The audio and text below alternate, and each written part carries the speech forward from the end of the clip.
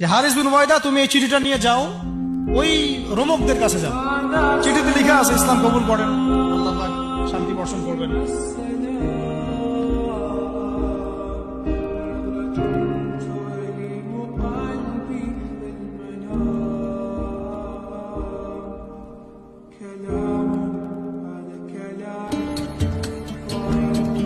توقف. إلى أين أنت ذاهب؟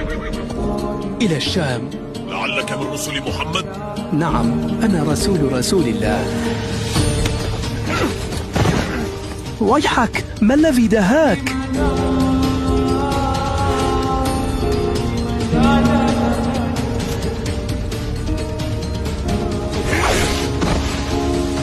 হারিস বিন উবাইদা রাদিয়াল্লাহু আনহুকে রাষ্ট্রদূতকে তারা নির্মমভাবে হত্যা করে।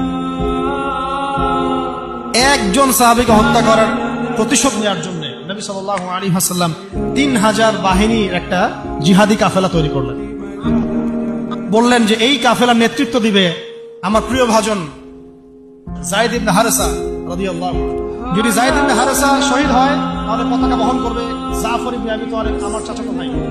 এরপরে যদি জাফরও শহীদ হয়, পতাকা বহন করবে আমার আরেক প্রিয় ভাজন সাহাবী আব্দুল্লাহ বিন রাওয়াহা রাদিয়াল্লাহু আনহু।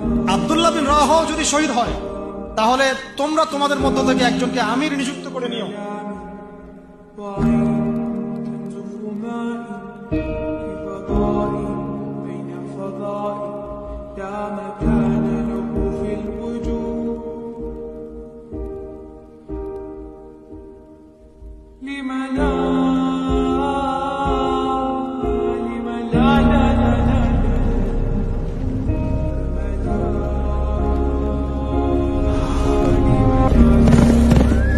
يا معشر المسلمين، إن الروم قد خرجوا بجموعهم ومعهم.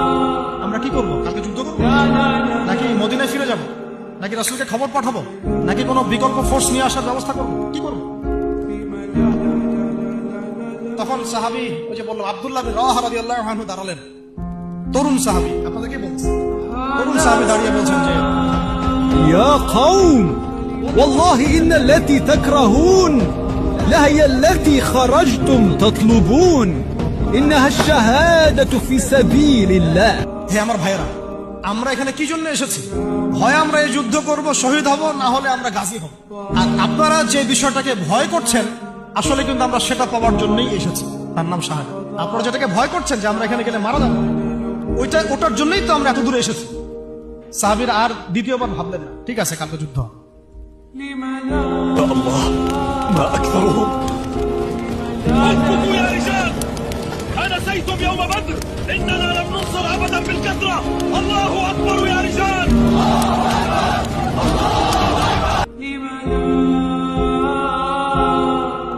أنا بتموت.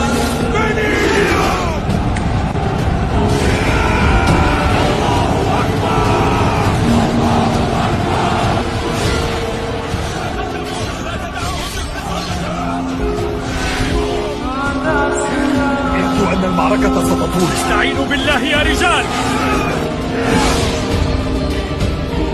ذق وبان أمرك.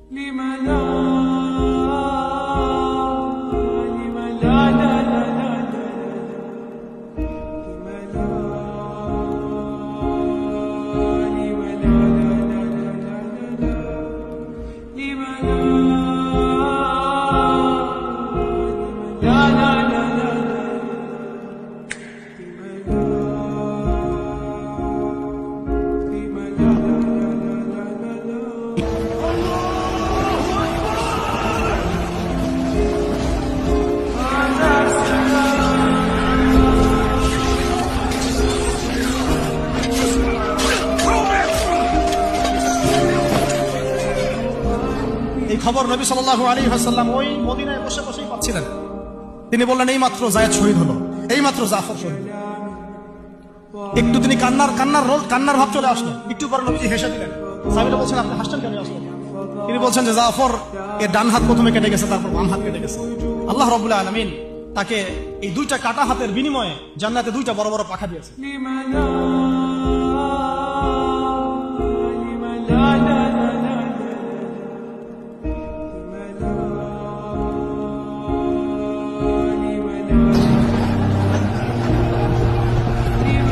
يا معشر المسلمين اصطلحوا على رجل منكم خذها أنت يا ثابت. إذا فهو خالد بن الوليد. خذها يا خالد. لا يا ثابت، أنت أحق بها مني. خذ الراية يا أبا سليمان فإنك أعلم بالقتال مني. পতাকা হাতে তুলে নিলেন আল্লাহর বীর খালিদ বিন ওয়ালিদ রাদিয়াল্লাহু আনহু। তাকে পতাকা দেওয়া। তিনি ছিলেন যুদ্ধ কৌশল অত্যন্ত পারদর্শী। হুটে হাটে কোনো কাজ করতেন, অনেক পারদর্শী। তিনি ডানের সৈন্যকে বামে নিয়ে আসছেন, বামেরটাকে ডানে নিয়ে গেছেন, সামনেটাকে পিছনে নিয়ে আসছেন, পিছনেটাকে সামনে নিয়েছেন। বর্ষা যারা ছিল তারা তাদেরকে পিছনে নিয়ে আসছেন, তীরন্দাজদেরকে সামনে দিয়েছেন, মানে ওদেরকে ঢাবা চাকা খাওয়াই দিয়েছেন।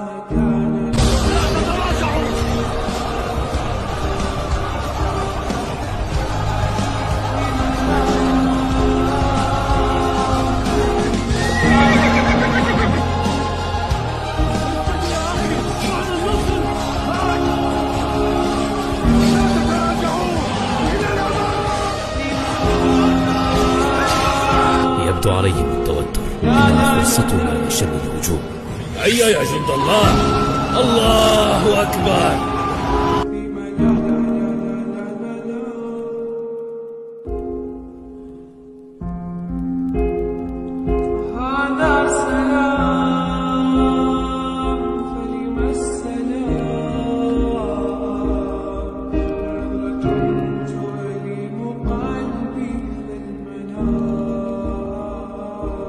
ওরা মনে করতেছে এরা মনে হয় অনেক, হ্যাঁ এরা মনে হয় আরো বিকল্প ফোর্স নিয়ে আসছে মনে হয়।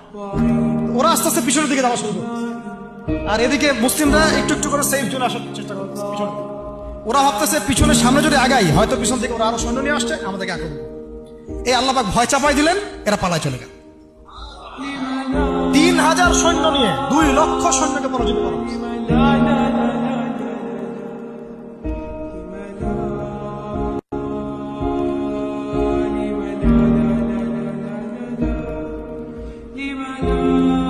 মুসলিমদের মধ্যে মাত্র 12 জন সাহাবী শহীদ হয়েছে।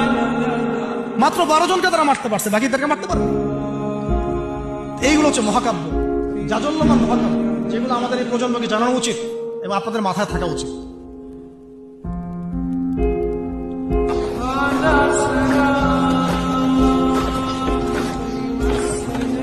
لكن لم يفهم الجميع ما حدث في مؤتة.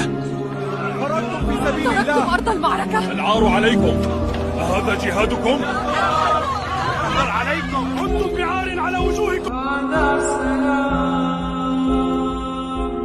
সিরাতের মধ্যে আসছে, তিনি বলছেন নিজের ভাষায় যে ওই দিন আমার হাতে 9টা তরোয়াল ভেঙে গেছে। যুদ্ধ করতে করতে করতে করতে ওই দিন আমার হাতে 9টা তরোয়াল ভেঙে গেছে।